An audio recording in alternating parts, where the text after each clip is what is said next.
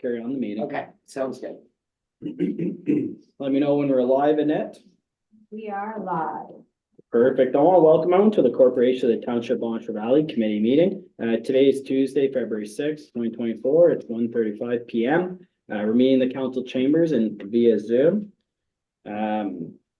Is there any additions to the agenda?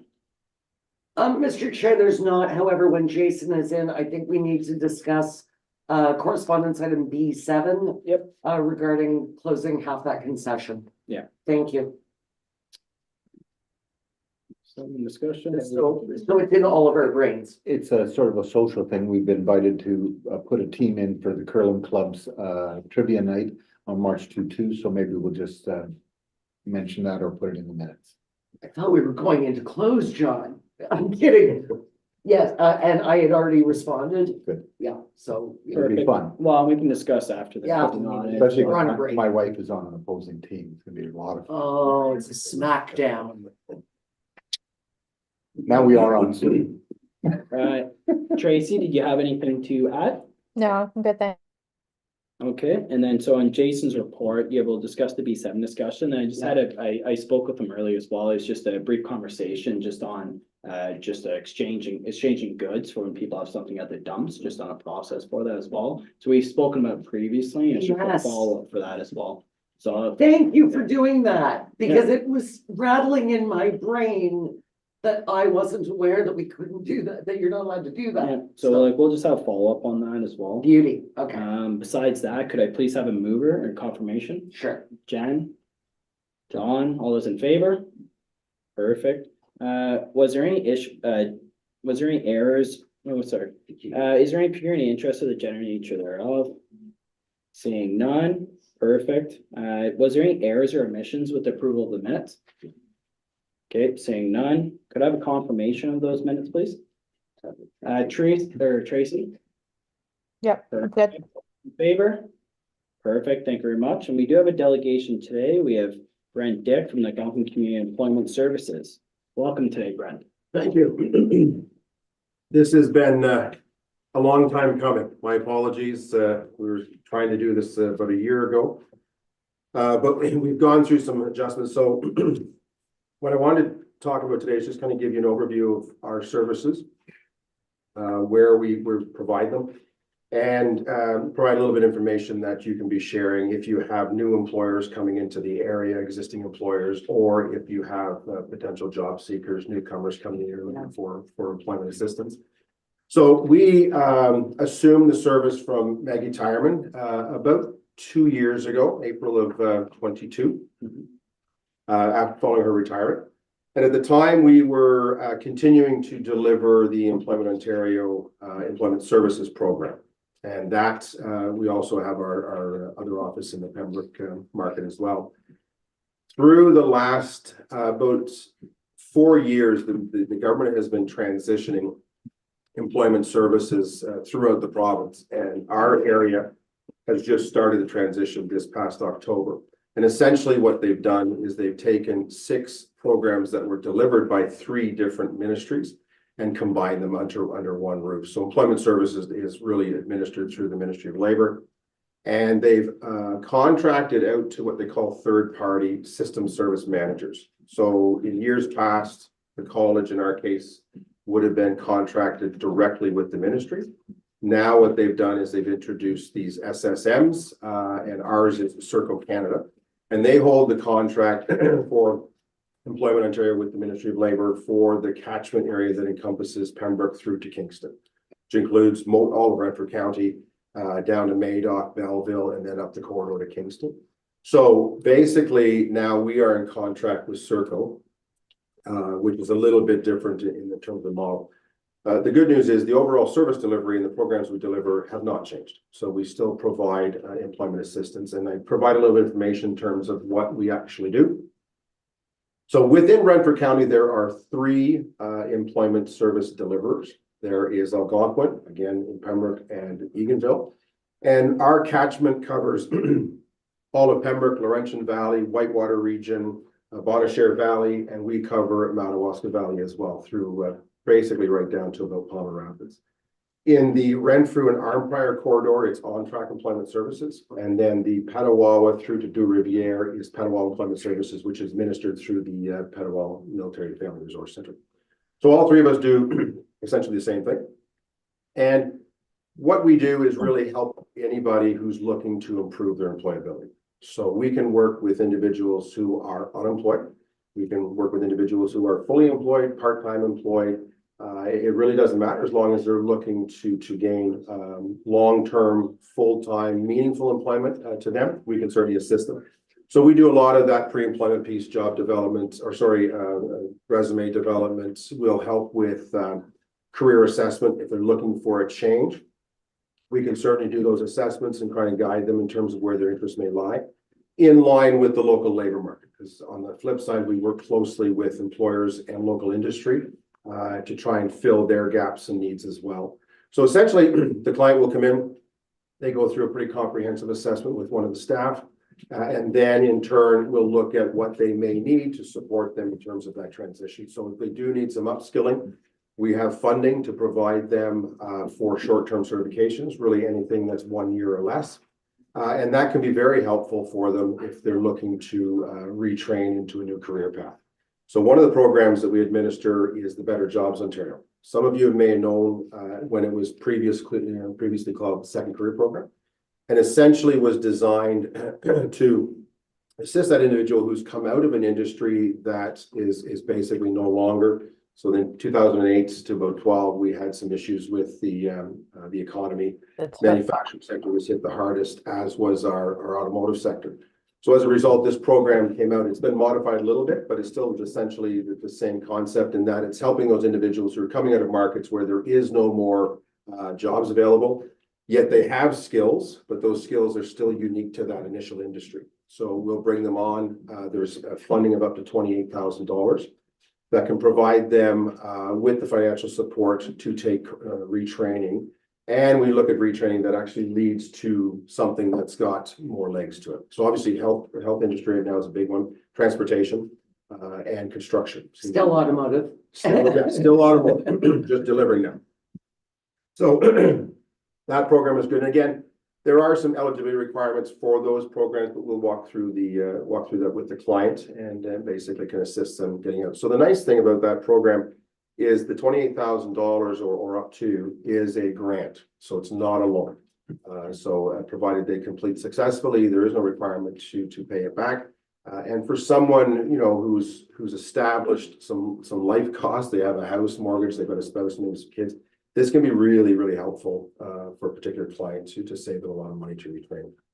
So, and that's all administered. Again, every program I speak about is administered by all of those providers I spoke about within the county. So regardless of where the client lives, they can get the same level of service.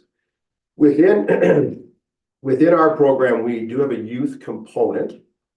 So we're working closely with the high schools and any youth serving community partners and really young people who might be struggling. So they could have some issues with justice. They might have some mental health issues, perhaps addictions issue.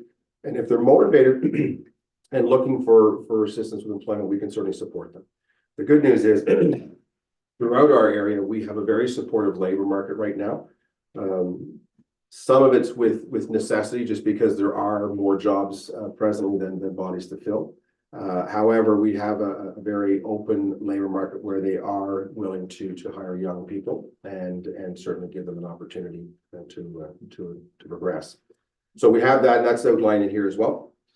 And then the last thing I want to chat about is more on the employer side. So not only are we working predominantly with clients and support them into employment, we work very closely with employers. They're the important equation to this as well. And we've established relationships with hundreds of employers throughout the county. And the Canada Ontario Job Grant, which is the second handout, this is a program specifically designed for employers. And we, again, all of your employment service agencies would administer this program. And basically, this assists the employer with the cost to retrain or upskill their current staff force, their current incumbents. So one of the strategies that we've been working on with employers is if they can't fill positions, which in some cases they're having a difficult time filling some positions, they'll look within and say, maybe I can upskill somebody from within my workforce and actually put them into those other positions. So this program can certainly help with that. And what it does is it provides 5/6 or roughly 83% of the training costs associated to train that individual up to a maximum of $10,000 per staff person or person per incumbent. And again, there are some criteria around the types of employers. Unfortunately, municipalities, anything government isn't eligible. Of course. But it's good for our private partners that really, you know, money can be tight sometimes, and they've got a person that's been with them for a while. They want to upskill them. The examples we utilize or we see a lot of our oil and furnace companies will take one of their laborers, upskill them with the gas 3 and 2. A lot of transportation, so heavy equipment, construction, they'll have guys that they've been on shovels for quite a while and realize that they're good. We'll send them off for some heavy equipment operational training or even AZ or DZ training. And again, this one here, as long as the course itself is less than 52 weeks in length, it most likely will be eligible, provided there's a labor market for it. We have to make sure that there's a demand for it and a need within that. But essentially, the employer can get back about 83% of the costs associated to it. So that's it in a nutshell in terms of what we do. Just the added information is when we took over service from Maggie, Sue Rupert, who was running the Learning Center, had approached us, and I'm very pleased to say we have a great partnership. She's actually subleasing from us in our space, and then most recently has opened up the Service Ontario outlet there as well, all of which has been quite beneficial to our service as well. And it's a nice little hub for any individual looking for whether they want, you know, health cards, licensing, and if they're looking for employment, they can certainly come in. And then Sue's program with the Learning Center looks at literacy basic skills and some upgrading. So it's a nice caveat for us where we get some clients who, you know, may have worked in a lumber industry for years and years, are now looking to upskill and might need some academic upgrading to prepare them for those post-secondary programs. If I may, Mr. Chair. Yep. Go ahead. Brent, I want to congratulate you and the entire organization on the work that you do. One of the things that you sort of glossed over that I feel is very important is your work with people that are on Ontario Works or ODSP. I have a specific success story where a woman was on OW, 2 young children, single mom, was paired with us to come and work at Murphy's Auto.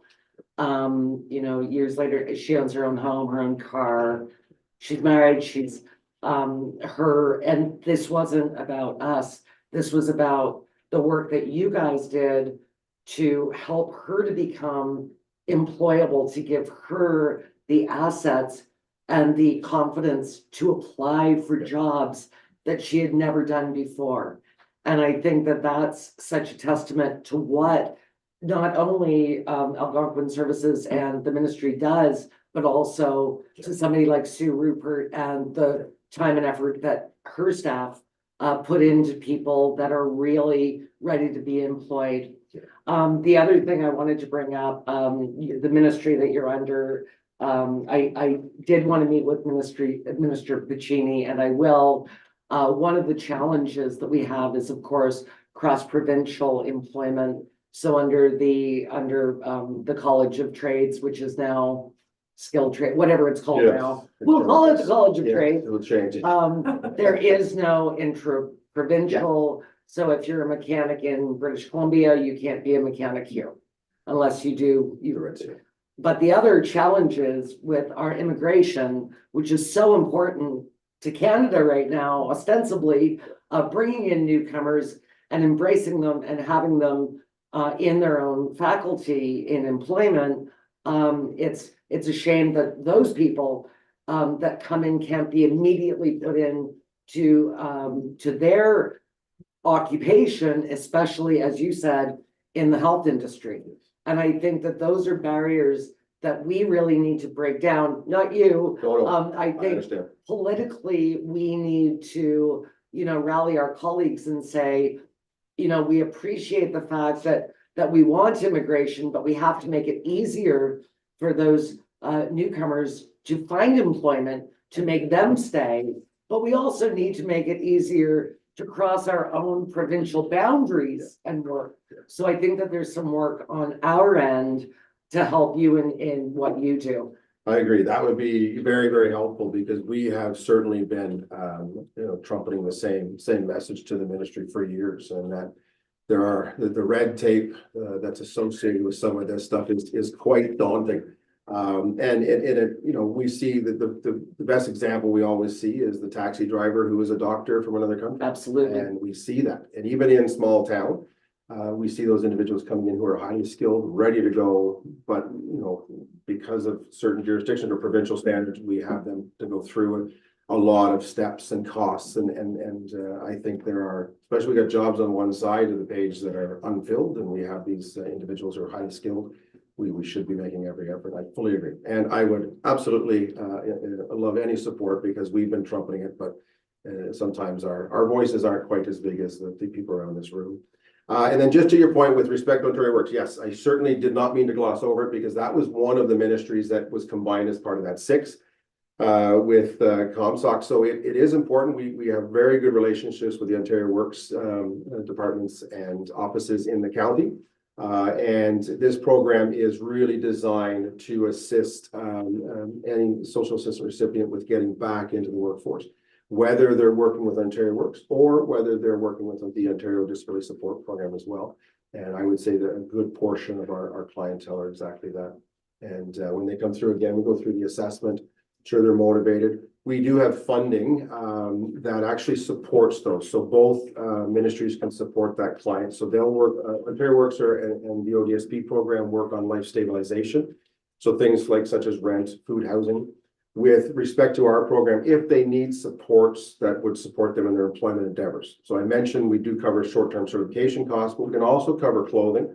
If they need some work clothing or job search clothing, we offer assistance with transportation costs. We know there's no public transportation and it can be costly. So fuel, if they need some repairs to their vehicle, those are things we can certainly assist them with. Phones, I mean, internet is another big thing that we support the client with. So we do have that funding available. It doesn't cost the client anything. And we look after expending the cost right away versus them paying and getting reimbursed. So it makes it a lot easier for them.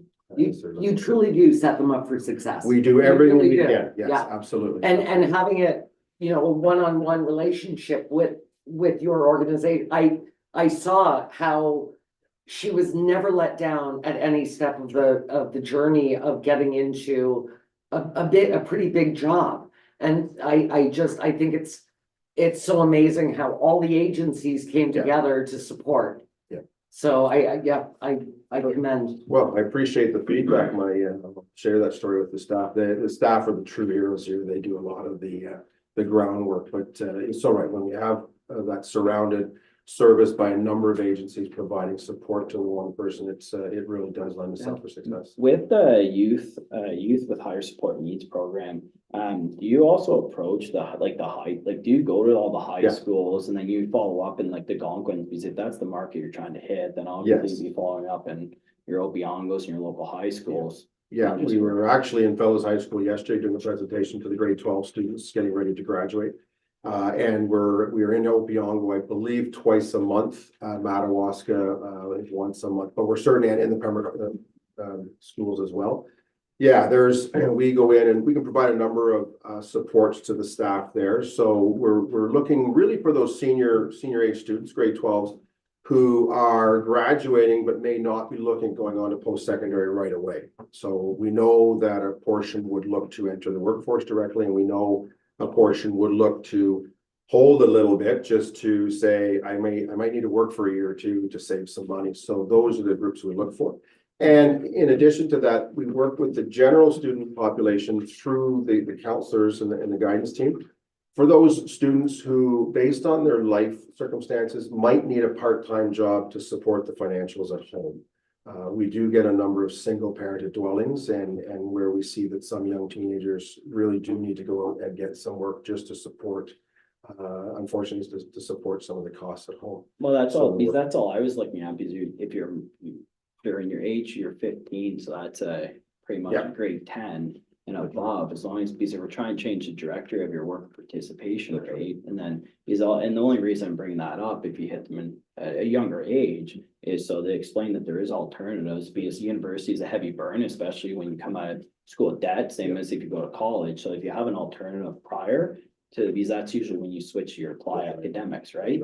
You have your two switch over in grade 10, that's the only reason I was more curious. Well, and you're bringing a really good point, just because we do focus on the trades. Yeah. And even the provincial government has introduced where they can access trades at a younger age and they can start the process sooner. And we know that for some students, that's a good thing. There are some students who would prefer to get out working right away. And not want to continue in the traditional pathway through high school. And this is a good opportunity for those students. And they're usually identified through the guidance teams, that to say that this student is just, school just isn't their thing. Yeah. And they'll reach out to us and say, what are they interested in? And a lot of them are mechanically inclined to some extent, or have some experience that they can share with a local contractor or automotive, and we can start that process with them. Yeah, 100%, it's Yeah. just switching the culture for it, That's right. right? And That's that's the right. biggest driving force on it, so, Yeah. no, I was just curious, that was the question I had. Well, I think it's an important discussion, just because when I was growing up, my father worked for the provincial government, mother was a teacher. And that's all we were taught was, no, you're gonna be in this pathway, don't look at the trades, don't look in this direction. And it's unfortunate, because that's the way I was brought up, and I look now that we do need to emphasize as much on those opportunities that are outside the traditional academic side. Well, and that's why, and that's because you had brought up the financial incentivizations up to, I think it was 28,000 you had said, or, so like, that's the thing, it's like giving people a separate resource and just going into debt, it's like making money. Yeah, And yeah. that's the That's biggest important. thing, and then, That's right. so, no, that's interesting, so. Perfect. Well, thank you so much. Any Oh, other, sorry, any any questions? questions from Merv or Tracy? Okay, Mark's good, Tracy's good. Perfect. I really appreciate this, and Thanks, Mark. Lovely to see you. an open invitation. Anybody wants to stop by for a cup of coffee, feel free to. You're more than welcome to. Well, Okay. a name like Brent, I'll 100%. Yeah, have to swing come in. by. Yeah, have to come in. Yeah, that's perfect, thank you very much. You're very welcome. Thanks, Annette, for everything you did. Nice meeting everybody. Take care now. Perfect. Excellent. So we'll move on to, I saw Daryl actually come in, Mr. Birch.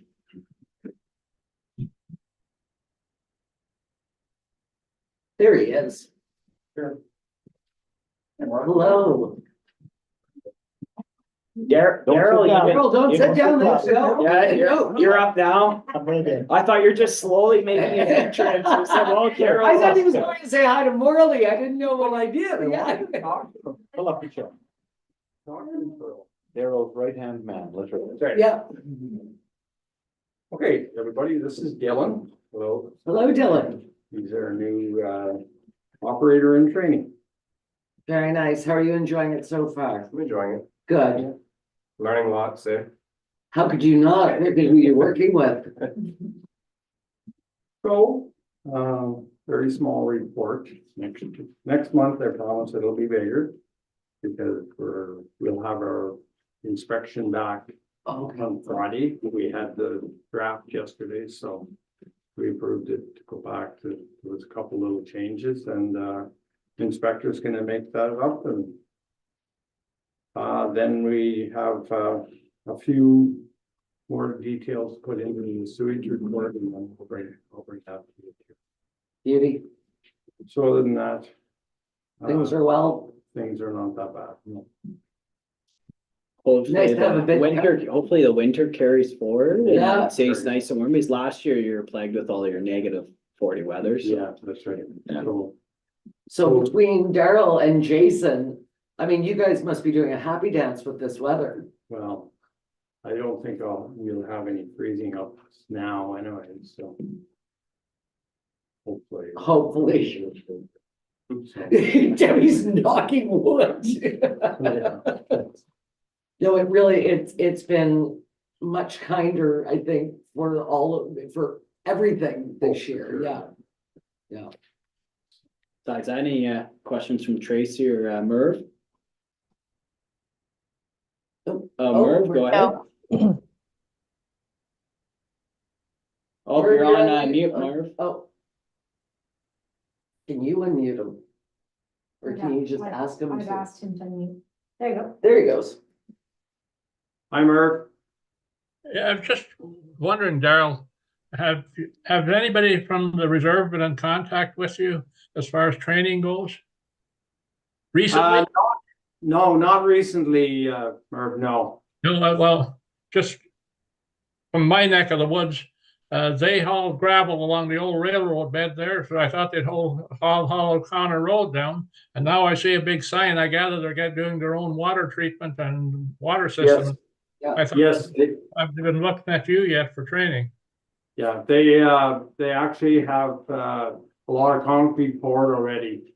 Uh-huh. Beside the church there. And, Yeah. they're starting to put in piping, Okay. so. Perfect, thanks, Merv. Okay. Sounds good, well, have a great day, Okay. Daryl. All right. Thanks for coming in, Dylan. Thank you. Yeah, thanks, Lovely to meet you. Dylan. Would you like to meet our new victims? We'll talk next time. Yeah. We didn't let you visit Morley. know. It's actually fortuitous that Morley's here because I asked the chair to put Morley's letter when you're here, so. Perfect, Jason. Nice shiny day for you, Jason. Yeah, beautiful, yeah, This must be so good for our winter control budget. it is. Like, are you breathing a sigh of relief? Winter's not over yet. According to Debbie, it is, because she knocked wood. We can only hope, we can only. Hope. But no, things are looking great. That's fantastic. Good. We did purchase that new sander caster. Yeah. It's great, so the old one, we will, be advertising that to get rid of. You're gonna wait until kind of the end, yeah, probably smart, right? Yeah. So the new one's on the road already? Yes, it is. Is it on truck mounted or? Yes. Yeah. It just slides into the box. It was great timing on your part. Yes, for sure, for sure. Right when we don't need it. No I'm kidding. So the last time I was here, the Yeah. 24 warranty, so I did go through it with the gentleman that we purchased the truck from, so we can get another extended warranty on that truck. So I do recommend the 7-year warranty for $72.69.50. Yeah, I did have one question, about corrosion. So It's- the cabs on those are aluminum. Oh, I did not know that. Yes. All right. That's just been. You just answered my question. The last probably 4 years or Mhm. something. Yeah. Gone to aluminum cabs. Yeah, I think your recommendation, I mean, it's $1,000 a year, basically. Yes. Yeah, Yeah, and so like one service exactly. on. Yeah. We had some problems with one of our other trucks, right? Where the wiring all comes down through into one box and this Mhm. box is placed underneath the cab. Of course it is. Where else would you put electrical? Yeah, so one was only 6 months old and one was just a year. Oh, So the repair that is being done on the clutch, Yes, it is covered Yes. under the original warranty, but it was just a reminder that we could invest wisely to prevent those costs. in the That's right. future. that's right. I'm in favor of that. yeah, I'm in favor of the recommendation. Yeah, no, Me too. Tracy? Thank you. I think the other thing is, we know now, we're driving just big computers, Exactly. right? Yeah. I mean, I never used to buy extended warranties, but with that truck I did because I knew everything is, Well, and now too, the wiring, like one wire does more than one function. yes. So, you know, the wire is thinner even, so it makes sense to go with a better warranty. Yeah. So the continuous improvement fund, myself, Matt and Dana did go on a Zoom meeting with Janet Robbins to talk about the blue box. So hopefully it's a good transition. I'm sorry. I want to be serious about this, but Optimistic. I am not optimistic now. Sure, and you've had your meeting or it's upcoming? We did have a meeting, but we will be having another one in March, I believe. And we'll hear more about that when you're done, Don. Yes. Oh, there'll be several before 2025. No. Yeah. I don't think this is going to turn out exactly the way they thought it was. I don't really know. Yeah. I haven't really talked to anybody that has transitioned already. But a nephew. Has anybody? Yeah, Well, they're- no, Renfrew has, yeah. Really? I didn't know that. Okay. We also did have a meeting with Miller Waste and Emterra to discuss, the Blue Box transition, just because there's a area that they have to, put in to get the contract. And that comes up shortly. We also did do a municipal excess of soils. Dana was on the workshop and, I think it opened up her eyes on what it entails. It's, This Yeah. is at her it new was, desk. Yes. that was just brought in this past 2023 January, wasn't it? Yes. Yeah, that's the new reporting, yeah. And not trucking it everywhere and, Yes, yeah. but being a municipality, we can use material as long as, it's not. Didn't we look into that when we were going to take material from somewhere and fill in a parking lot at one point? Something sticks in my brain. Don't worry about it. But this is all new requirements through MOE, is it not? Yes. In January is established, or January last year is established, I thought, yeah. I thought it was the year before. I think they extended it, they gave an extension. Oh, Yeah, okay. be some of them. I was speaking with one in another municipality and he was just writing his first reports for it. Oh,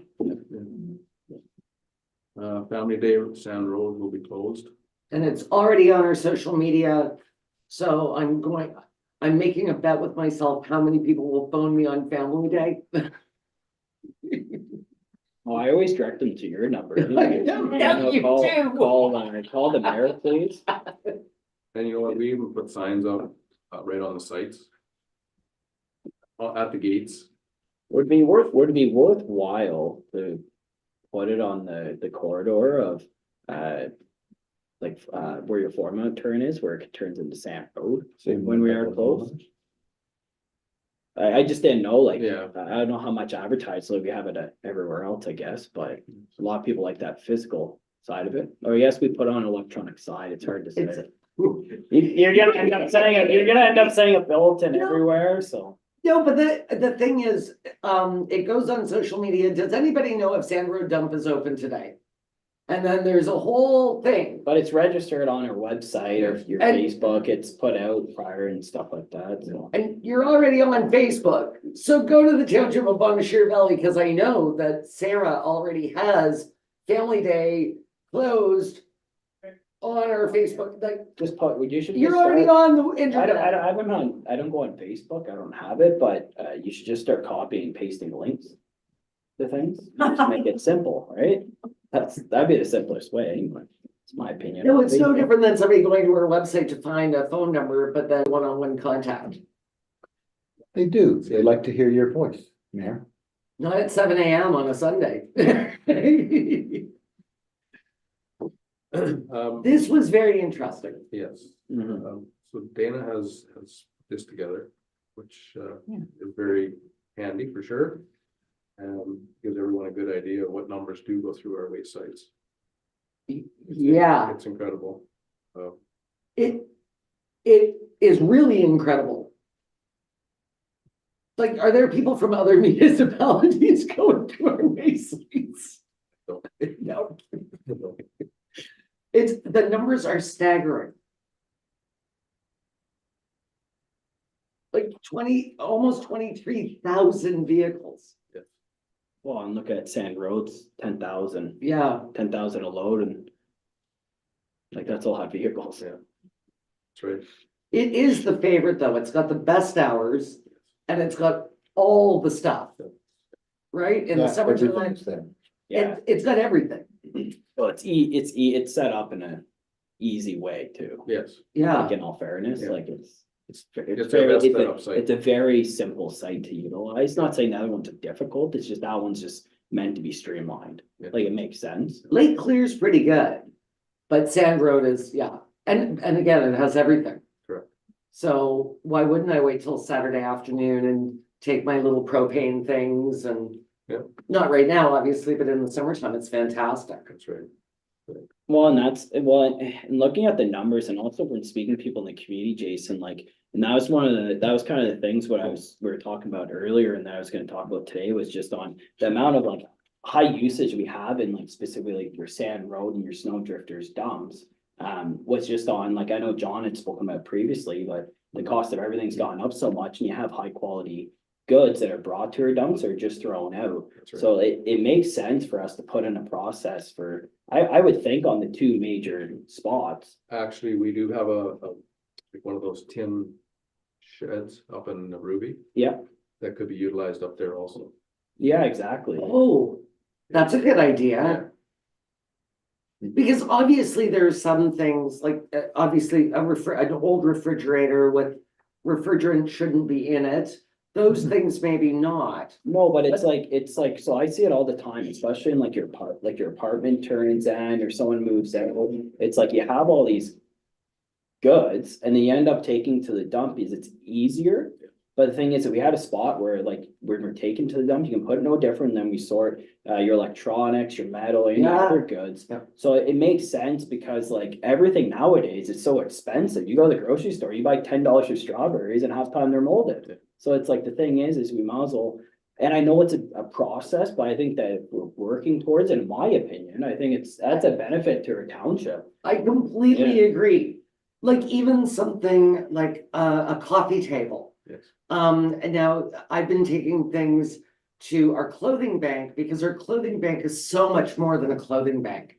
I mean, it really is filled with, they've got everything. They've got wine glasses and lamps and so that's where I've been taking things, but for oversized things or for things that maybe aren't as in great condition, I might do that. And I think that there is a commodity for it. Well, there's a high need for it, and I agree. everyone uses your Facebook Marketplace and all that. It's no Yeah. different than those little cherries he sent me. It's like you don't want them to go the waste. No. the waste site. You'd rather other kids utilize it, and I don't know, it's something that I And the think that we Barbies. can. Yeah, or I can the take the Barbies.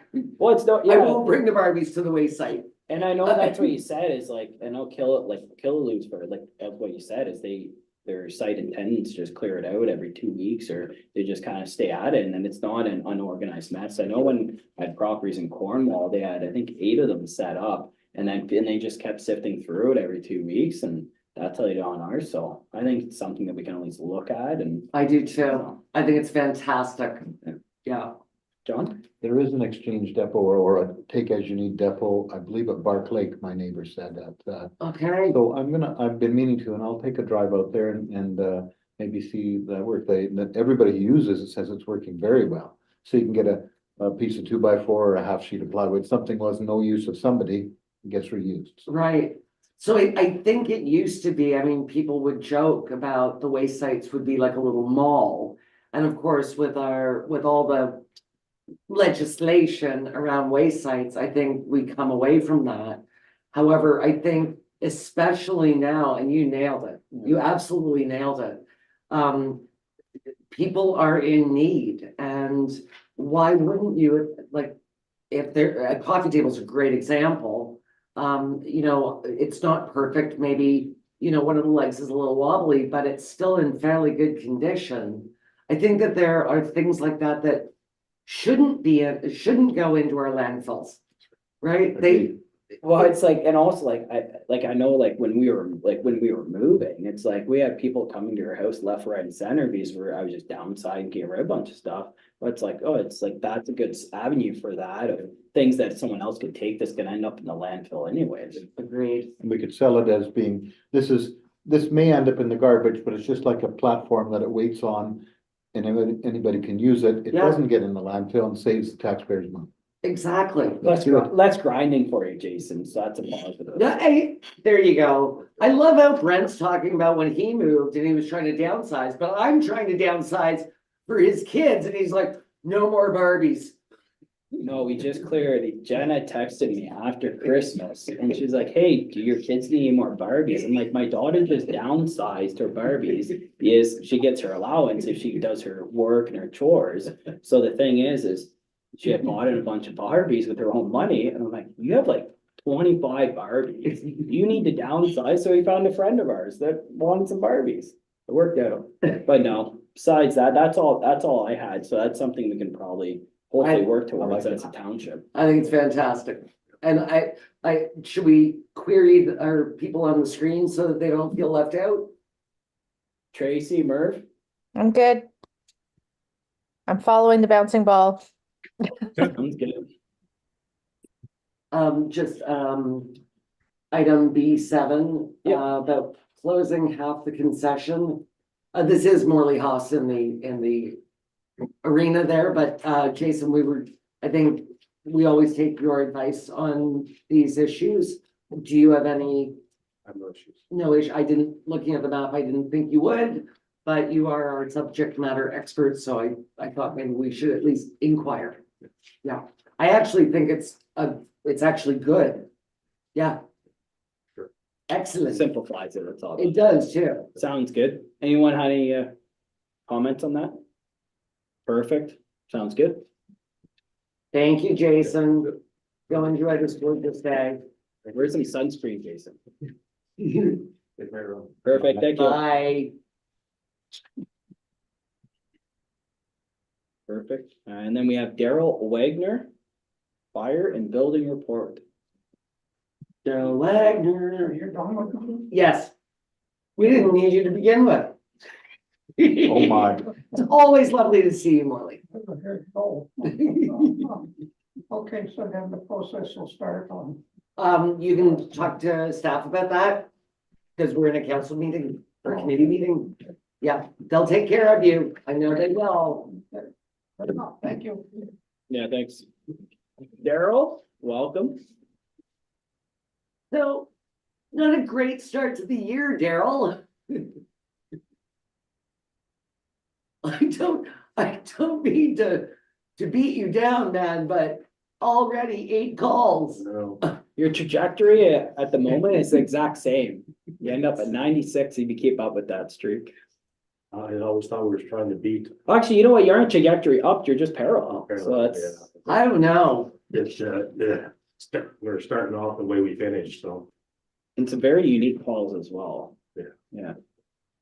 Yeah, the medical calls, that was 2 right away, so. Yeah, I think that we do probably need to have a more comprehensive chat about that with you at some point in council or in committee. Just a baseline of the calls that you're getting and Well, you wanna know what type of medical calls we're doing?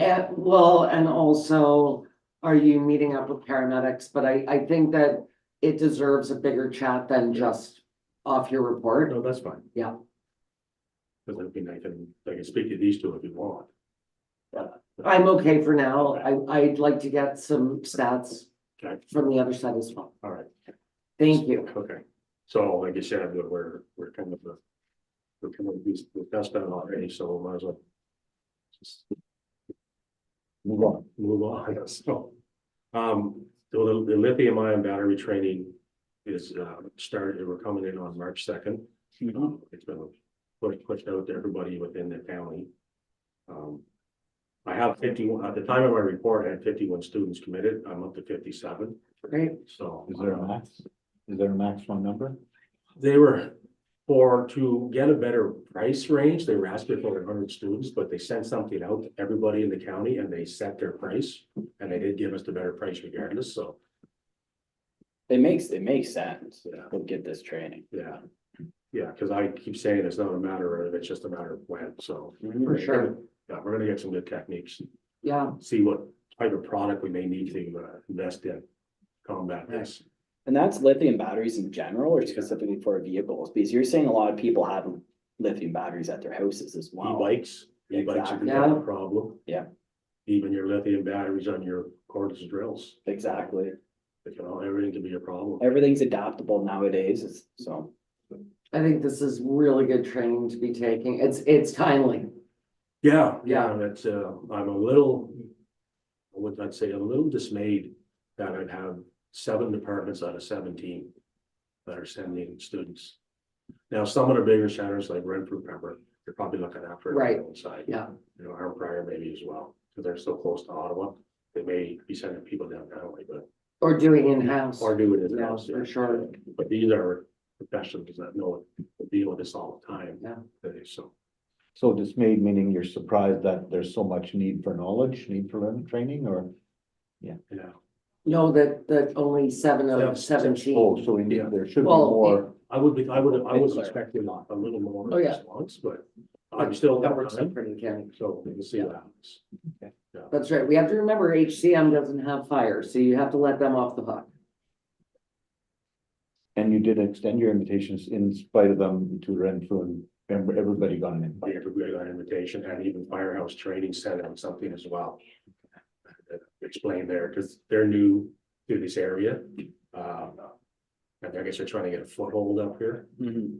because they're typically out of Mississauga. So the applications for the junior firefighter program are now available to be picked up. So there were some at the office here. I understand one was already picked up. I delivered. Yes, unfortunately, I gave her the wrong application. She's gonna have to come back and get the. Oh, no, okay. But, and they were taken to the high school as well. It's early yet. I don't know what the numbers are gonna be, but I have been receiving calls from outside the township. People, youth have been expressing interest. So at this point, I'm letting them know that I'm trying to focus on our township right now. I got a call from Petawawa. Don't put up silos. If people not. wanna come No, ahead. Well, that's what I'm thinking. It's not costing us anything. That's And right. if we help out our neighbors, we help out our neighbors. By all means. So, but I was, And some of our borders are a bit weird anyway, so I don't think we should, yeah. well, one was from Wow, West that's- Valley, one was from Petawawa. That was my question, like, it's a bit of a stretch, but I mean, But if they're willing to come Yeah. out and I and agree. volunteer and work Okay, with that's you, why I learn wanted to from bring it, it because to it doesn't increase our cost or service end of it. no, not at It's all. just additional aid. So the thing is that, hey, maybe you'll end up accruing to the area when they want to buy a house, like that's the thing. That's possible, yeah. Okay, No, so if anybody reaches out from outside, then I'll absolutely will gladly accept an Or application. if you have it delayed, like even if you had it delayed, like it depends on the number you're looking for. You can only accommodate so many. Yes, So like the thing is like you have a threshold for our township and then past that date, you could have additional. That's all. I'll probably use, mirror the fire service. Or like as a when we're- plan of control. When were you closing it, Daryl?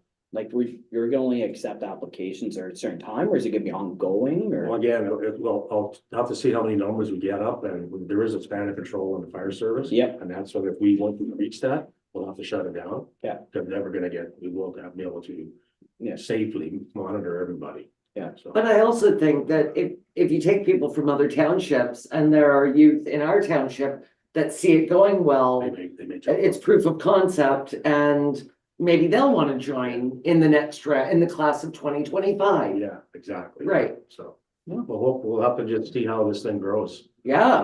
I am going to be doing a radio interview on this. And we have been hitting, it's on the township, it's on the signboard, it's on the website, it's on the fire department page. So we are pushing it out. Brilliant. I have a bunch of posters and I will take them to the school and have them put them Oh, on. it's a good proof of concept. Yeah. It's the. It is. So- And the radio interview will be good coverage. Nobody else is doing this as a pilot, right? In Renfrew County. We tried it when I was in GM, but it just didn't really, we didn't push it as hard as this time. Okay. It was actually a brainchild of the district chief. And it just, our marketing sort of wasn't there. All right. So now this time we're really gonna push it. Love it. So, Sounds good. Thanks, Daryl. so again, recruitment's always ongoing, so as for building. So I had 2 permits issued in the month of January. And again, fielding lots of phone calls. Be nice if those two numbers were reversed. 8 permits, 2 calls. There's something, there's a goal to work on. Right? Let's have more permits than calls. Yes. And again. Something to aspire to. Yeah. And again, I'm fielding lots of phone calls and lots of, seems like a lot of people are from the city are interested in purchasing property around here. So we're getting lots and, they're asking all kinds of questions, so we're giving them the information and just, it's a wait and see. Mhm. We really don't know what's gonna happen. Fantastic. So, yeah, we're short and sweet. Perfect. Any other questions for Daryl? Tracy, Murph? No, No? Okay. Have a great day, Daryl. Thank you. Bye, Daryl. I'll just keep moving along. So on to correspondence A, was there any discussion on correspondence A? On A2, I think that we should send a congratulatory, For the Letter. HI? Yeah, yes, it's massive. it's massive. And the partnerships, it's incredible. But, yeah, and it can be under my signature, but I think on behalf of all of council, Aye. right? Congratulations. I couldn't believe it when I got that email. Mhm. Before we even got our packaging. What a boom for, what is it, Whitewater, Yeah. Algonquins? Yeah, fantastic. Mhm. Perfect, so must to get that sent out. That was in correspondence A, move on correspondence B. So so- B1, Lisa Sharp Memorial donation of ice. Yeah, exact same as what we did. Last year, Is what yes. my recommendation was, if council is fine with that. Yeah, So, and donate back in, even though they've accounted for it, do the exact same as what we did last year. yeah, Aye.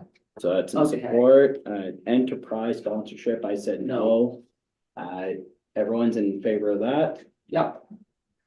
Perfect. Okay, Enbridge information draft of Are support. you guys okay with the draft letter supporting Enbridge and the Ontario Energy Board? Yep. There are some major changes coming and Well, it's not, they could be very detrimental to homeowners. well, especially in rural trying to expand, right? So, Exactly. No, makes sense. Just one question, should it go to Todd as well?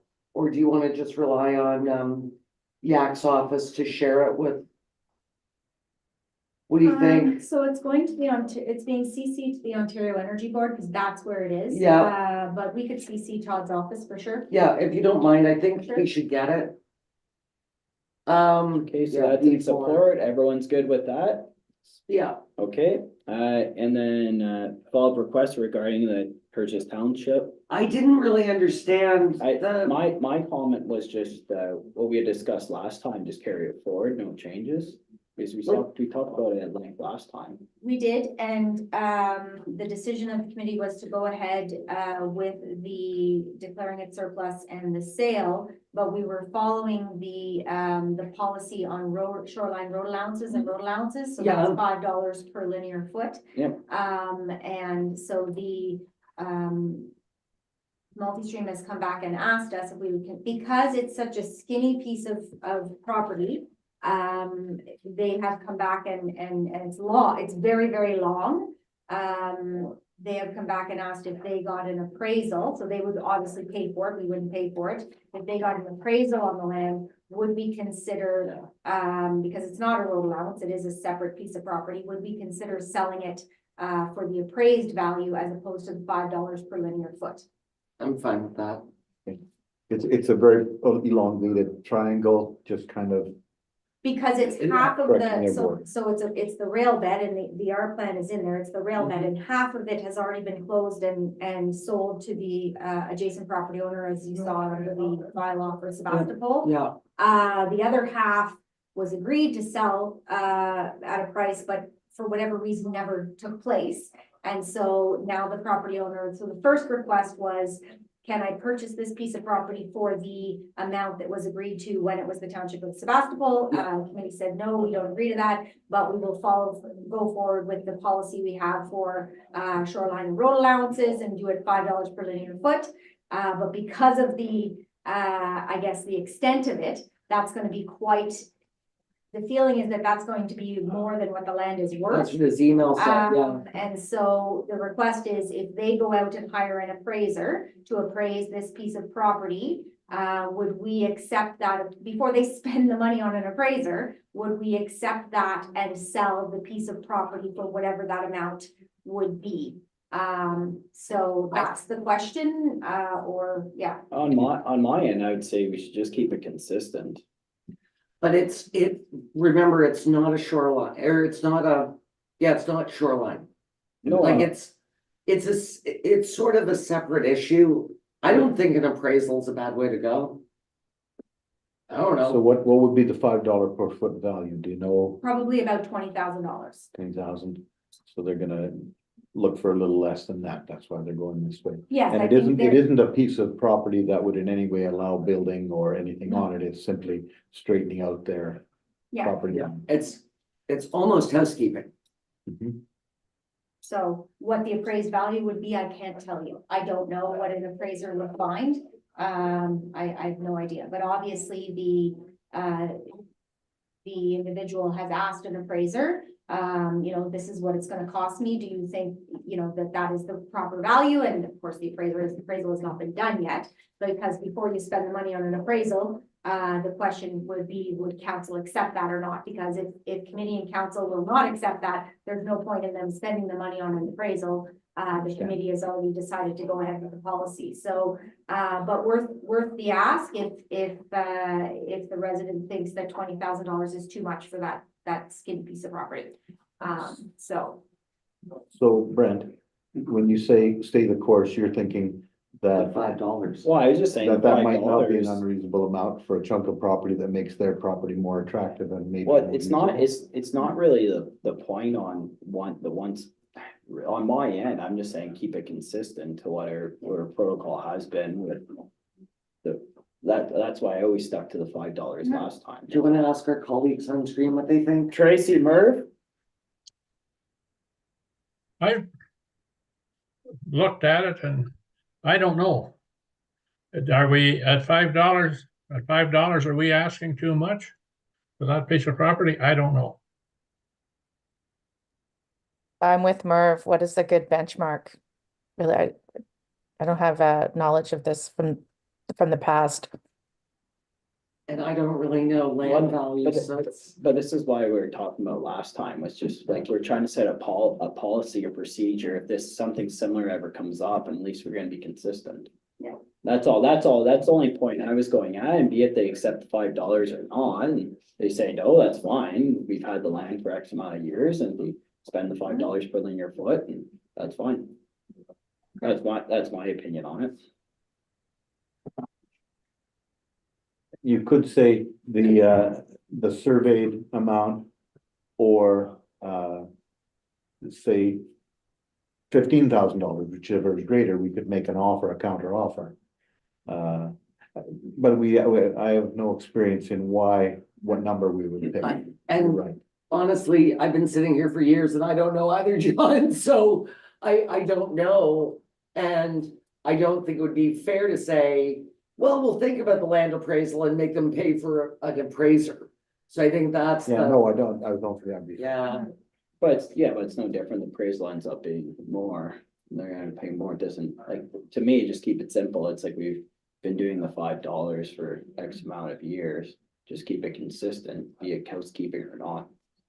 I think it's just our in-house procedures. If we're just saying a policy moving forward, I think that we should just tie almost the two together. And then if you ever have an issue, then we set the precedents for future.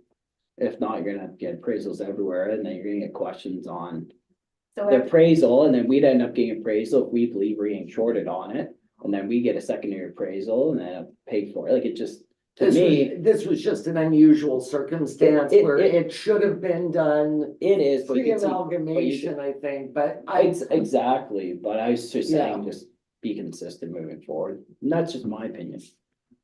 Somebody else weigh in?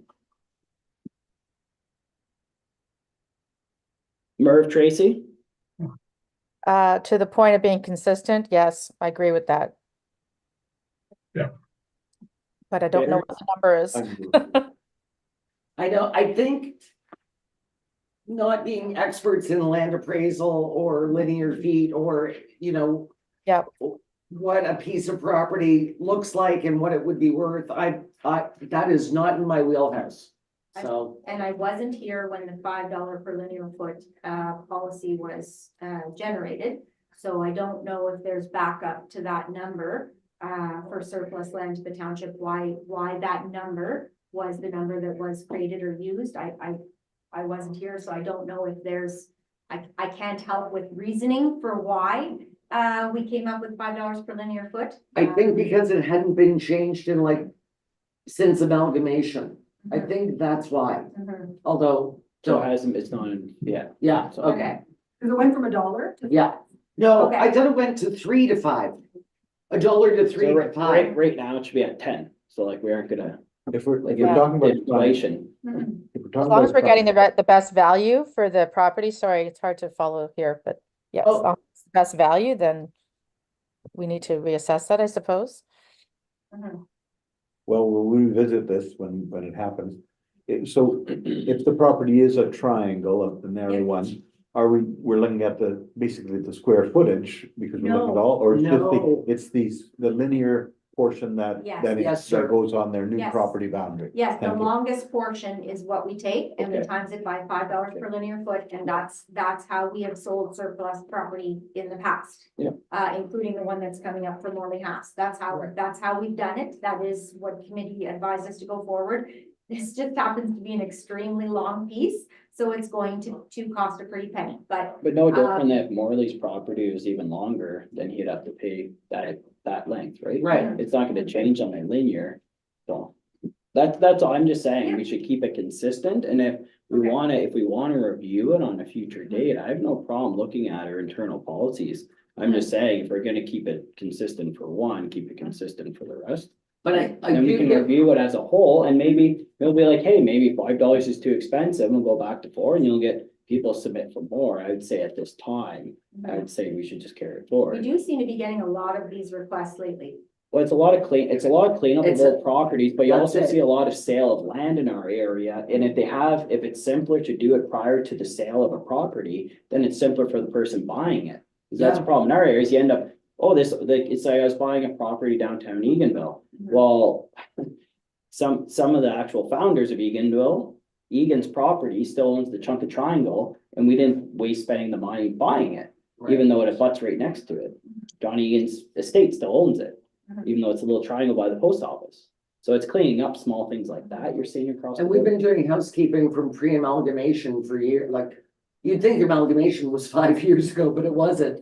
But I just got what you were talking about as opposed to per linear foot per acre or per acreage. Now, Yeah, dead on. yeah, Okay. we can change that. And there's a big boom in people purchasing shoreline properties because they were not available 15 years ago. Yeah. So it's all, we'll be visiting this again, but in favor of doing the best fiscal job for our ratepayers, I'd be in favor of staying the course. We'll offer it at $5 per and they can talk to us again. If we do sell it, would it be, again, could we look at this maybe in a closed session in the future and look at it again? Doesn't even have to be enclosed. We can speak about this as a fee Yeah, and what Yeah. we feel is fair. I think one of the things that we would have to look into is perhaps asking a real estate agent or a professional. I think the first approach, on this is my opinion, I think the first approach would just be asking your surrounding municipalities, even though sometimes you're apples to oranges, but seeing what the Yeah. actual on-par course is with, not your municipalities towards your Ottawa River side, but on the rural, like you go to your out of Boston, Bromley, Yeah. Brunels, and see what their policies are consistent with. But I would say right now, stay the course. okay. So E5, Craft Hockey Bill. I'm totally in, but do we actually have to write a story?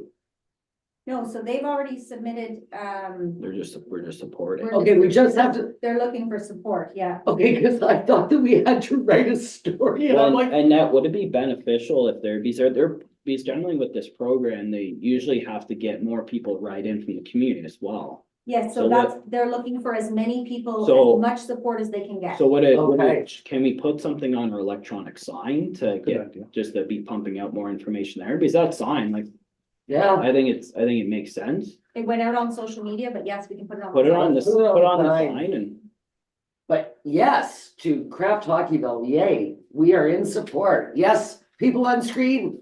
Yes, perfect, thank you. There's probably 3 or 4 grandmothers of Craftville hockey players in this community. Guaranteed. And then moving on to number 7. No, wait a we minute, already- Tweed, the license renewal fees.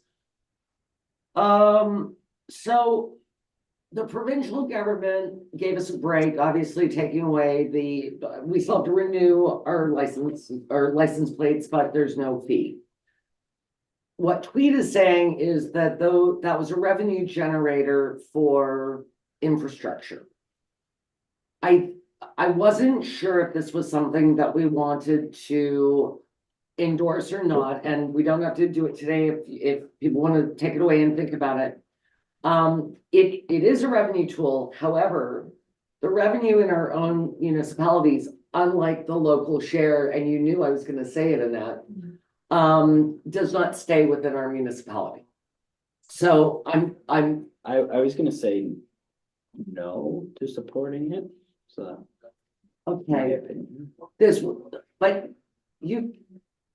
but you circumvented my rant about the No, 1% I'm on a- of the I'm on a- HST. I'm on a timeline. There was a purpose for me bringing it up. It's all right.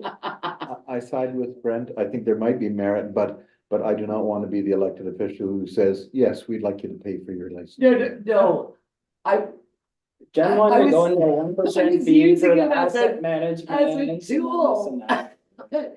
because if we're looking for revenue tools in the province, then the 1% local share that would stay in our municipality is the way I would go if we were looking for revenue tools. No, Will a letter of support to Tweed help us achieve that? No. I see, if she can do it in her marriage rank, but not on correspondence B. That's correspondence Brent. Perfect. Now on to 7, which we actually We accomplished did. already with Jason, so that's perfect. Request to extend the services along Elgin. So that was just a request in So- principle. So my recommendation in that was that obviously Montshire Valley, we've always maintained a pro-growth strategy, but it seems, but my recommendation it shouldn't come to the council, it should be a recommendation to meet with you, Erica, Daryl. But before, so I did discuss it with Erica, Daryl and Jason. We had a meeting about it. Yeah, Okay, Because otherwise I wouldn't even have put it on Yeah. the agenda if I didn't think that staff thought this. but have we was met possible. with them? Yes, so, but before they move forward with any applications or any studies or anything like that, I wanted to bring it to council or committee to make sure that we are in favor in principle, like if we're not in favor in principle at all, we don't even want to look at this, then there's no point in us spending staff time on it. And there's no point in the property owner spending money on whether it's studies, whether it's planning, applications, whatever it is, peer reviews. So there's no point in me dedicating staff time and having the individual, dedicate resources towards this if when it comes to opening the street and extending, the services, which means we have to maintain it going forward. If committee or council is not interested in expanding or enhancing our services at all. So that's why it's on the agenda, is just to make sure that before staff proceeds with this individual, that this is something that. When I think it's a statement to within our own township that we've always been a pro-growth municipality. So it's an odd one to get because we're putting, like, we're approving something in concept without That's right. actually seeing it.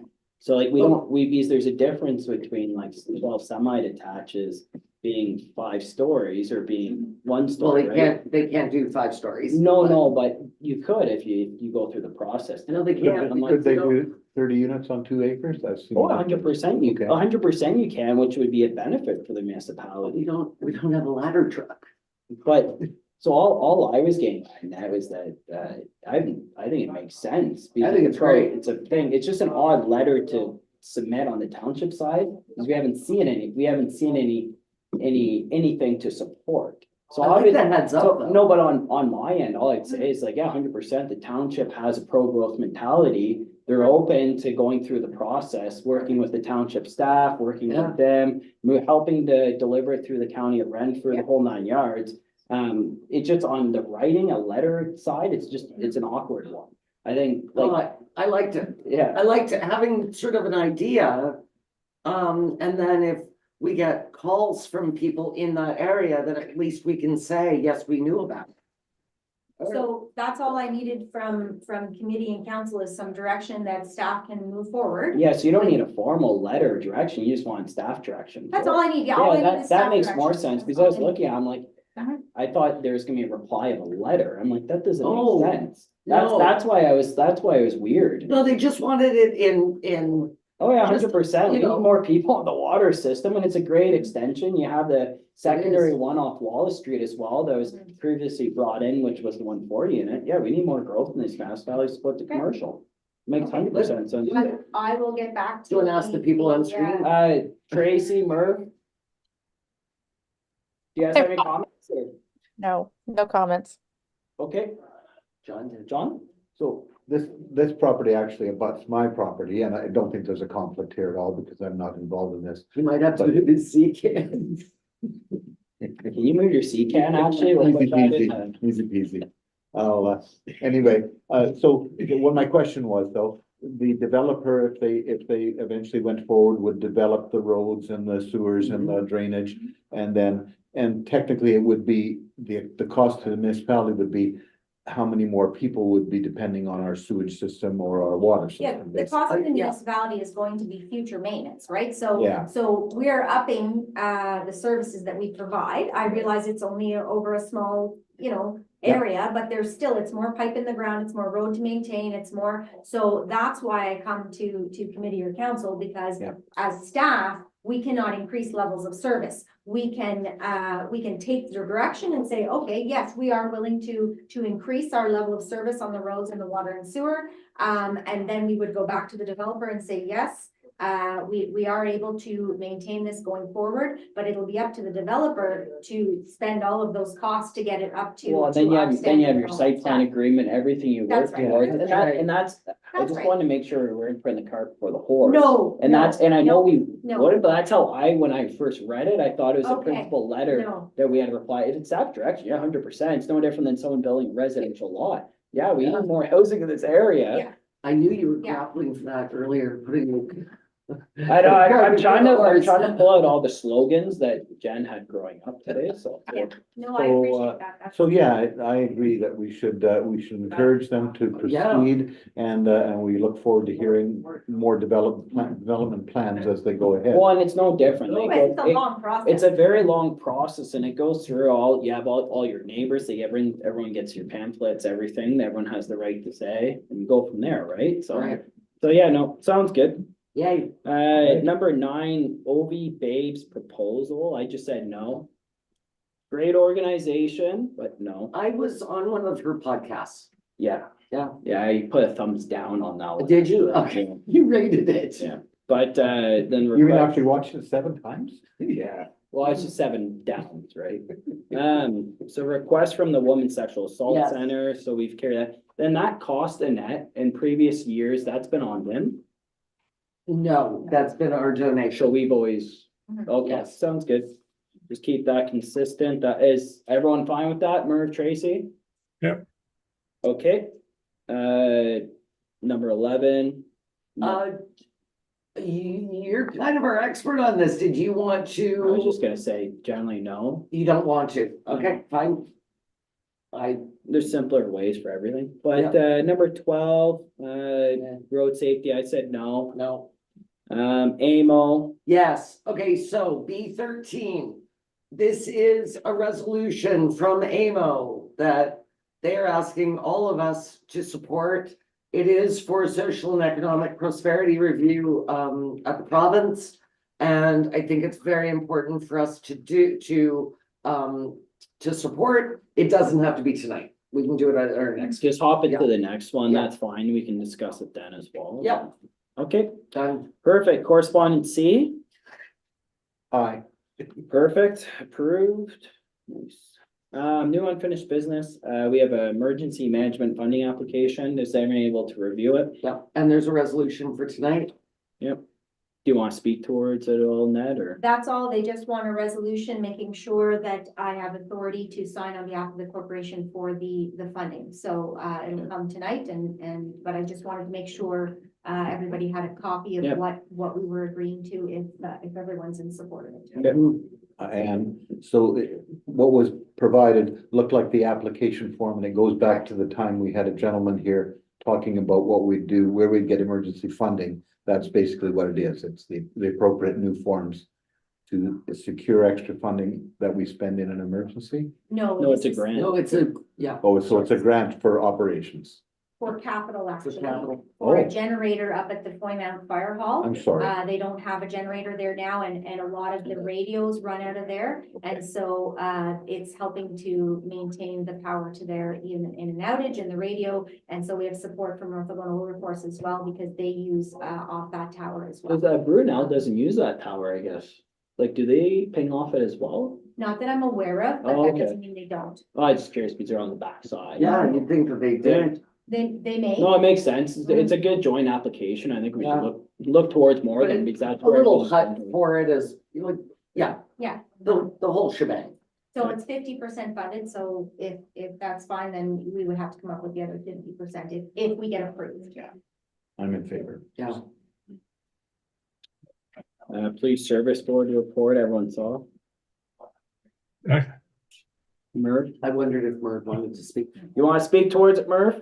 Yeah, just briefly, it was, I guess, say utterly amazing. We compared now 2023 to 22, and you're one or two incidents either way over the year. Unbelievable. Like we may have had one break and enter or two break and enters more or less in 23 than we had in 22. It's quite amazing how close year over year it was. The only thing that was up a bit was domestics, and that domestic complaint, and that could be a result of COVID or something. The staff back in September had some ideas that there was going to be some funding available for an auto theft program. And if you watch the news, there's 121 million now available, and he has a request all in hand to get an auto theft program going in this area. Any questions? I can. No, thank you very much, Murph.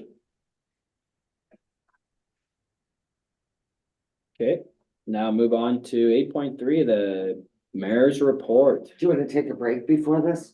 Yeah, I guess Six we pages. can take I'm we kidding. can take a coffee break if you want, Jen, it's all right. Fine. Okay, we'll carry it forward and. So, to my wonderful Bonnechere Valley Council, since my last report, I attended 36 meetings and several events. Some of the highlights are as follows. The Roma Borden Conference, the 2024 Roma Conference Closer to Home, was an enormous success. We had almost 1,900 delegates, which is the largest one ever. 88 participants in the trade show. It was my pleasure to attend with Annette and with Tracy. We divided and conquered. It was fantastic.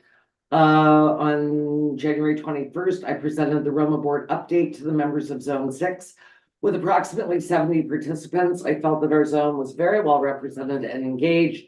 Although there were no questions regarding the 2023 Roma Board initiatives nor the 24 to 27 strategic plan, I did receive feedback with regards to rising water and wastewater rates, which will be discussed in depth at future Roma meetings. This issue was brought to the board by many municipalities in late November of 2023. So we didn't have enough time to have a meaningful discussion in January. I will send, however, our zone update through email to all members of council. On January 22nd, I moderated the learning lunch featuring Enbridge Gas. Although there were over 100 attendees, there were very few questions. In today's package is information, well, you already know. Okay. Forgot it. Warden Emo, Mayor Bros and I had a delegation with the Associate Minister of Housing, Rob Flack, to present a case for continuing modernization funds. We were able to express the initiatives that the county used the 3 previous rounds for, which included a service delivery review of the operations. We reimagined our workplace at the county administration building. We did a planning services review. We did online portal for community engagement. I have a list of them. I will share this with Sandra, who can share it. We also presented on further priorities that the county is ready to proceed if the modernization funds continue, including a warming center, mobile model of care, although we're putting some of these in anyway, electronic land use permitting. So some things that are truly within modernization. CAO Gilchrist, Councillor Sanderson and I, along with representatives from the municipality of Mississippi Mills and the town of Renfrew, had a delegation with parliamentary assistant to the Minister of Energy, Stefan Sarazin, regarding the FIT program for hydroelectric dams and the need for extended years under this program for the 3 municipal dams represented. The suggestion made by our CAO is that the Ministry of Energy, the 3 municipalities, and IESO all meet at one table so that we may come to a mutually agreeable decision. We were very thankful that MPP Yakabuski joined us and expressed his support for our needs. Thank you so much to Annette for leading the discussion as our subject matter expert, because I will tell you there were no elected in the room that could have spoken to it as well as she did. In addition, all 3 of us attended plenary sessions, the trade show, the Ministers Forum, and the provincial reception, where we were able to speak with several cabinet ministers, including Minister Paul Calandra, Minister Peter Bethlen-Falvey, Minister Lisa Thompson, Minister Graydon Smith, Minister Charmaine Williams. It was also my pleasure to speak with Attorney General Doug Downey, Minister Todd Smith, Solicitor General Michael Kersner, MPP Laurie Scott, NDP member John Van Toof, Independent member Michael Mantha, and Liberal leader Bonnie Crombie. The Roma board is still receiving feedback on the conference, but currently all the comments have been extremely positive. I promise, Chair, I will not read all 6 pages. We have lots of time. This is a short meeting. Okay.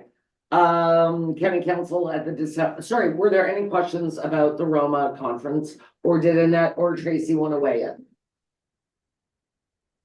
Or with the dams, go ahead, Tracy. No, just to say there was 1,900 people and I don't know, 1899 were friends of Jen's.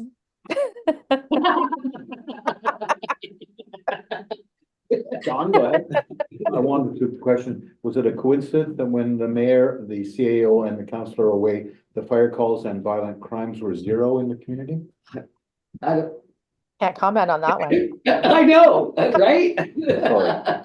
Back to business. You wanted to know about No, the no, dams. it was just about the dams on the, what's our follow-up for, like, our presentation, like, So we are now waiting to schedule a meeting with the 3 municipalities, the IESO, the OWA, and the ministry. So we have a request out for them to come back to us with a date, and they haven't as of yet, but should they not respond this week, I will be asking John to follow up, our MPP, John Yakaruski, and as well, the MPP for Lanark County, John Jordan was there as well. Yes. So I know he will follow up as well, so I do expect a meeting. Yeah.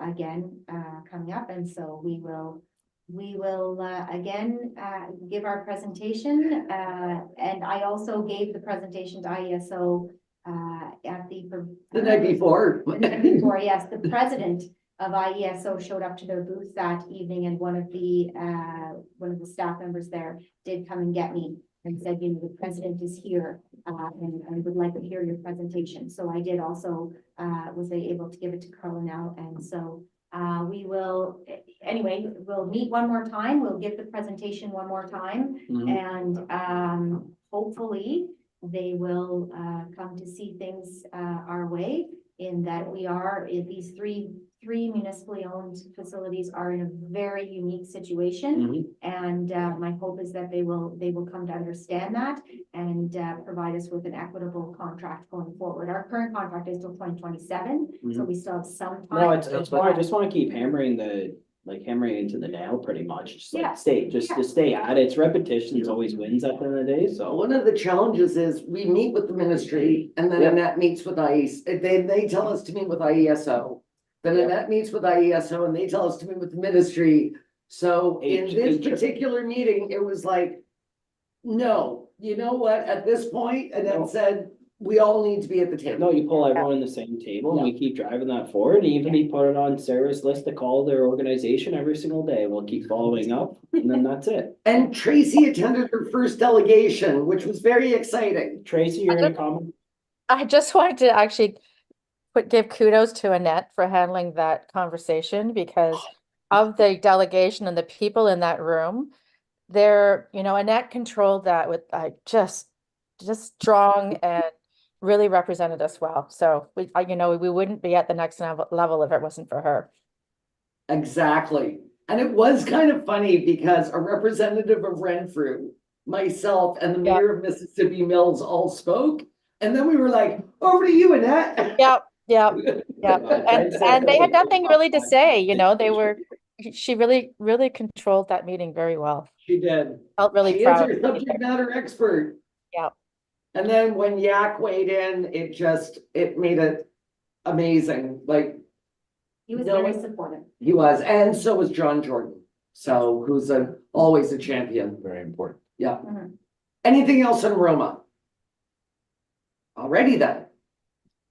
County Council, at the December 12th County Council inaugural, Peter Emo was acclaimed as warden for the 2024 year. It's my honor to second his nomination. On January 24th and 25th, I, along with Warden Emo, chaired the 2024 budget deliberations. I had laryngitis, so the warden did a valiant effort of translating or trying to translate.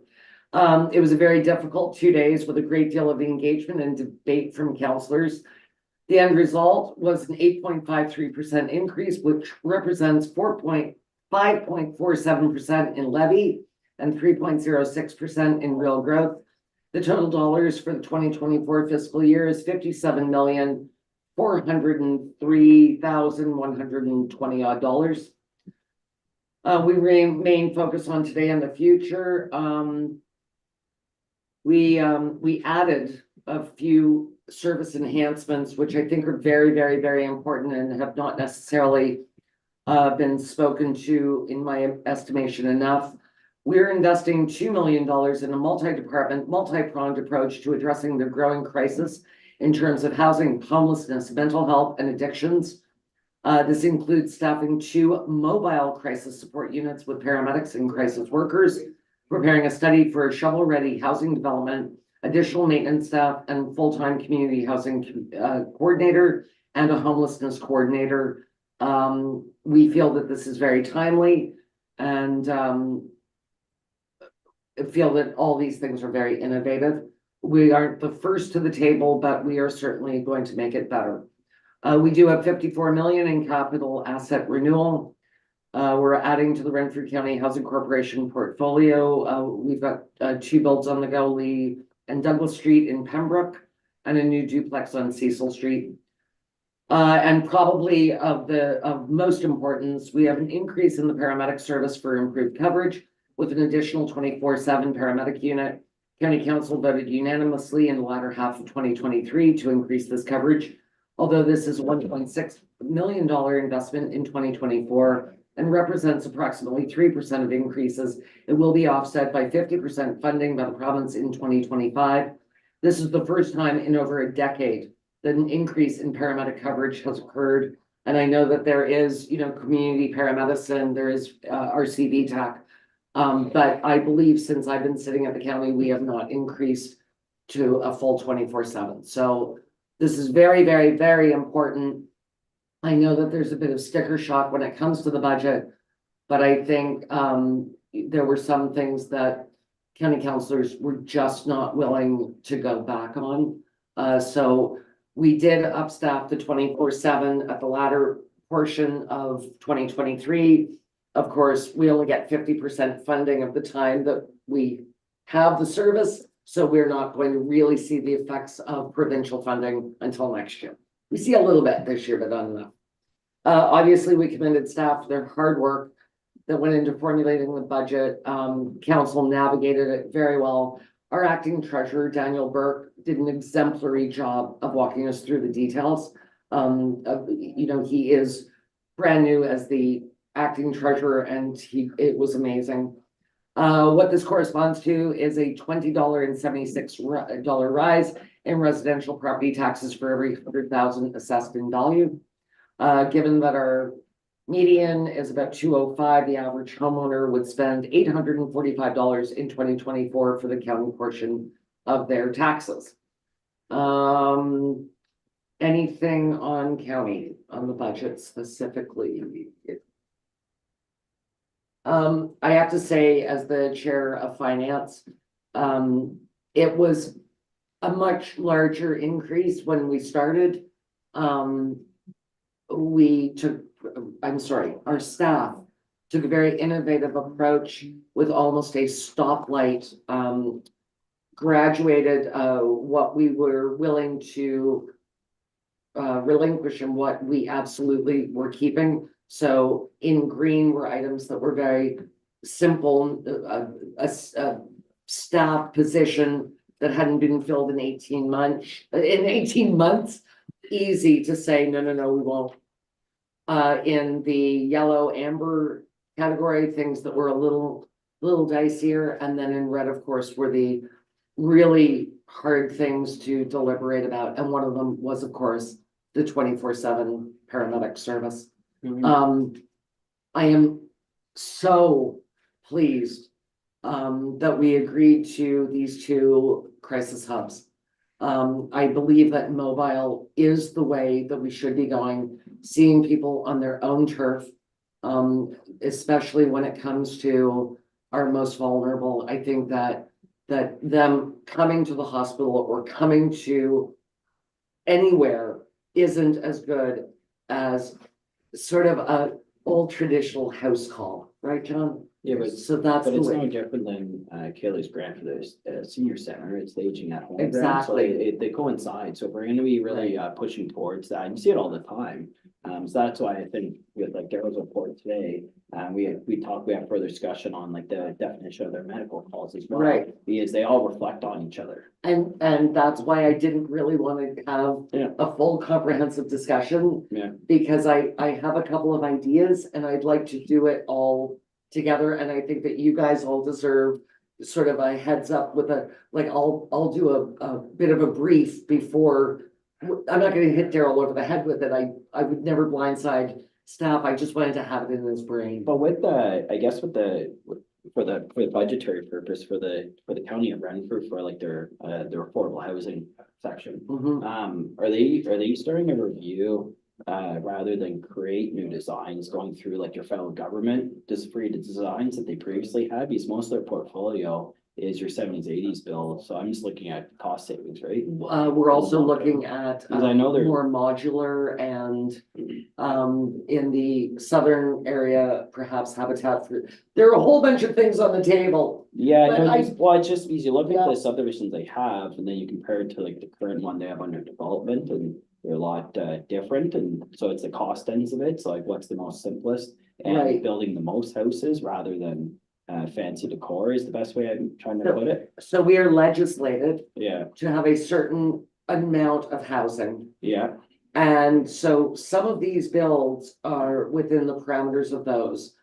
But there is discussion about extending some housing around Bonashir Manor in Renfrew. mhm. There are some other ideas. Yeah, all I that was, have been all I was popping up. getting at is just because of, like, if you can, because some of the housing that worked in the 70s and 80s and 90s, Those are very good, basic, easy designs that you can pump out very quickly, rather than doing I guess a work of art. You can build more and have more housing, because we have a lack of housing. That's all I was getting at. Yeah, Just to stay focused on that end, yeah, so.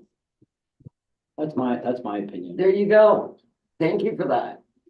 Yeah, I'm not an expert in this field, but I do know that there are smarter people than me at the county of Renfrew they are in discussion, and there's some ideas. Honestly, there was discussion with Habitat for Humanity, and I thought that it would be great for county council to put on hard hats and work boots and, not just talk the talk, but walk the walk and get out and help. Apparently Habitat doesn't allow that anymore. Probably you have to be your a- WSIB is Yeah. gonna come up. You're supposed to be a secretary, but you're swinging a hammer, right? I know, but I carry a hard hat and my work boots Well, in Jen, the back of if my you guys are truck. happy when you walk through the 30 units, I'll give you a hard helmet and a hammer and. you I can have follow one. nail. I have a tool belt. It's all good. No, I just thought that it would be something for us to really roll up our sleeves.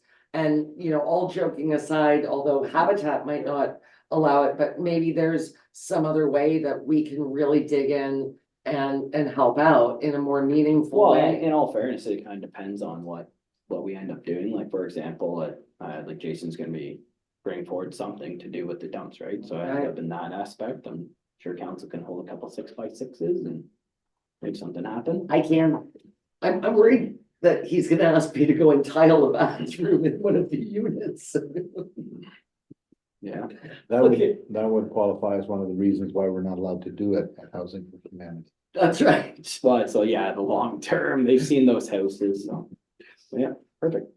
Yeah, Your comments about beginning to take healthcare to the people. I'd just like to say that wouldn't have been possible even 5-6 years ago. And now RCVTAC has been very important in bringing that forth, and the ability to allow advanced care paramedics to do things that they weren't allowed to do. isn't So- that incredible? We're making little steps in the right direction. But our ACPs are so qualified to do so much more. Yeah. It really is. And thank you, John, because you're right. Even in 5 years ago, some of these initiatives would have been frowned upon. So, no, you and I sat at the senior center and we listened to the elder abuse, and that they had a mobile unit at a RVH. And now they can only go within 30, was it 30 kilometers or 30, whatever? It decreased the space they could handle. Right, because they used to be able to go across the county. Yeah. And my comment on that day was, there's gotta be benefit for you going to the person's residence or where they're staying out of fear. There's gotta be a benefit to that, seeing somebody in their own habitat. Yeah, anyway, exciting things. I know that 5.47% is not what anybody wanted, but I think that in this time, we absolutely added the services that are necessary to the county of Renfrew at this time. And as we have proof of concept, much like community paramedicine, much like RCVTAC, the hope is always that the province, the Ministry of Health, the Ministry of Mental Health and Addictions, Minister Tibolo and Minister Jones, seeing some of these things in action and knowing that they can be rolled out across the province, there's always benefit there, right? I mean, they use RCVTAC as a beacon of, look what you can do anywhere in the province. No bricks and mortar. So, did you guys have anything for me? And then I'm gonna get on to my other meetings. Nope. I'm good. Thanks. So just to add to that, in the idea of paramedics going out and doing some of these jobs, in many cases, for the last 20 years, we've been asking people to do more with less and take on extra stuff, and they don't like it. The paramedics love it. Yeah, They they do. feel very rejuvenated and rewarded just by helping. So, They're proud of it. yes. They're proud of what they do. They wear the County of Renfrew uniform as a badge of honor, and I think that's incredible. All right, so I did have some other meetings. I did do other stuff. I'll have updates from the Renfrew County and District Board of Health and the Eastern Ontario Regional Network next month.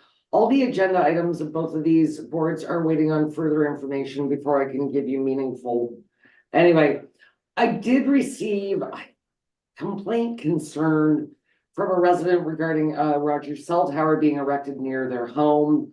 This concern was forwarded to the Director of Communications for EOR into action with Rogers. Rogers did provide information packages to budding property owners in September 2021. However, with many property turnovers during the time, there are some residents that were not aware. I'll remind council that these towers are federally regulated and on private properties. They do not require building permits nor approval from municipal councils. Any information provided to us is for information purposes only. And It's funny, you don't need a permit to build a tower, but you have to have one for a CCAN. That's where it doesn't,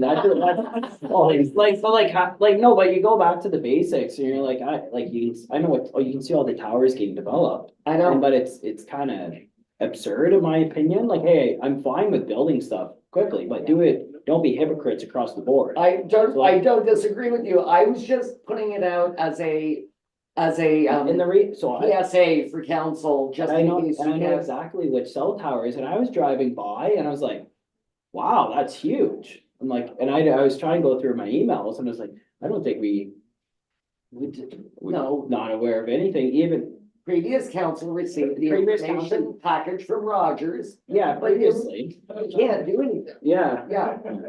Rogers and the feds, they do their, any telecommunication. No, I just think it's funny. It, Like, It it's is. just the kind of ironic that for the building permit side. So also in anticipation of reviewing and revising our animal bylaw, Annette and I had a meeting with the representative of the World Animal Protection Organization. Animal welfare falls under the Ministry of the Solicitor General, Michael Kersner, and the Ministry of Natural Resources and Forestry, Minister Graydon Smith.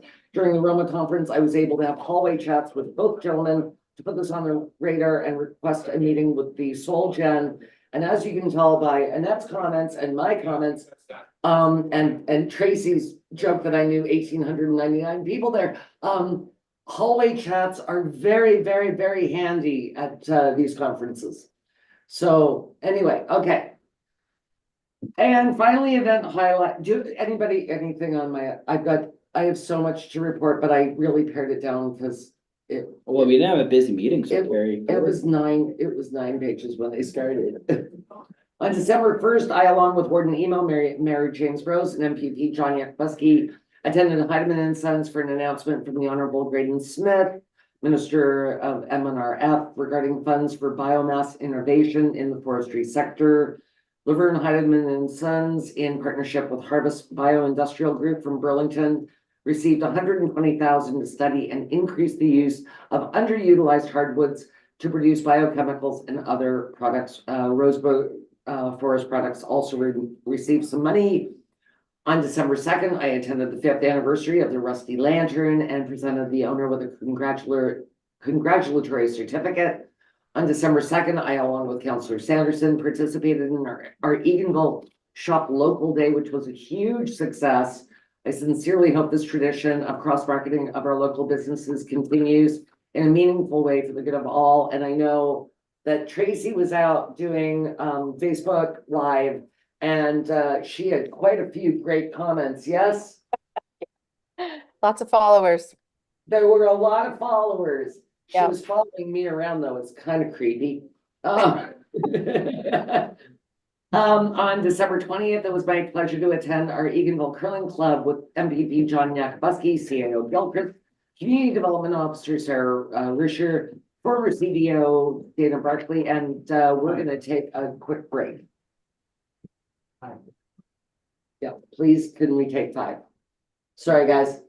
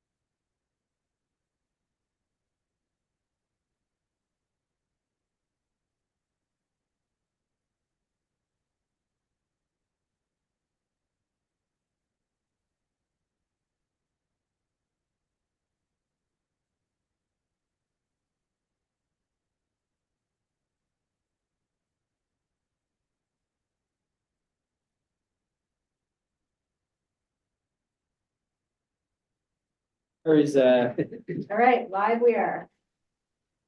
We're good. Mhm. Thank you. Sorry for that, everyone, our enormous viewing public. Just had to take a quick break. Where was I? Oh, the curling club and curling club president Gerald Priestley to unveil the new ice shaving ice machine. Which was very neat, which was purchased through a Trillium grant. mhm, Yak and I both got to use it. I moved it about 2 feet. Yak was actually doing the curling rig, which was kind of fun to watch in his dress shoes. Thank you, Deputy Mayor Brent Patrick, for attending in my absence, the raising of the Bell Let's Talk flag at the professional office on Wednesday, January 24th. And I see that Katie went with you. Very nice. mhm. On December the 4th, it was my pleasure to represent the Bonnechere Valley at the opening ceremonies of the 2024 Bonnechere Cup Snowmobile races. Also representing and celebrating on the oval were MP Cheryl Gallant and Mayor James Rose, along with representatives from multiple sponsors and the incredible committee that puts this on. Congratulations to the Bonnechere Cup. This concludes my report. That is perfect. Any questions I or know. comments for everyone? Okay, I don't see any, and that actually is, could I please ask for an adjournment of the meeting? Oh, did Debbie have Oh, anything? Debbie, sorry? Yeah, I was sort of wondering, like, the discussion around the waste site, like, there is no sort of exchange place right now, is there? No, No. not formally. People come in and they drop stuff off, Mhm. and I guess other people come in and maybe pick what they might need. But no, there isn't, no, to answer your question. Okay. Yeah. Because I go to, obviously must be the less sophisticated one on the Ruby Road. So anyway, because you guys were saying the other ones are laid out really nice. I think the Ruby Road one is laid out nicely too. It- But anyway, but this is something you're looking at bringing in that I could drop off like a table or. Yes, Mhm. which I think is lovely, and was done years and years ago. So, Ruby Road is laid out well, very well. Yes. The nice thing about sand is that it has everything in the summertime. You know, you can do your electronic recycling, you can do your household hazardous, and it's all right there. Right. Yeah, Great. yeah. The other question I have, it wasn't on the agenda, but it's just something that we've been following up on, the situation with the Pembroke Pool. And they had stated that they were gonna be sending a letter to They did not. Bonnechere Valley, so, okay. They have not. That was my question, is I just didn't know if it had not been received in time to be included in the packet, or. No, we if haven't you received have it, not period. Received a letter from the city of Pembroke. And my last item with the asterisk beside it is, Annette, did we receive letter from Pembroke Reed Pool?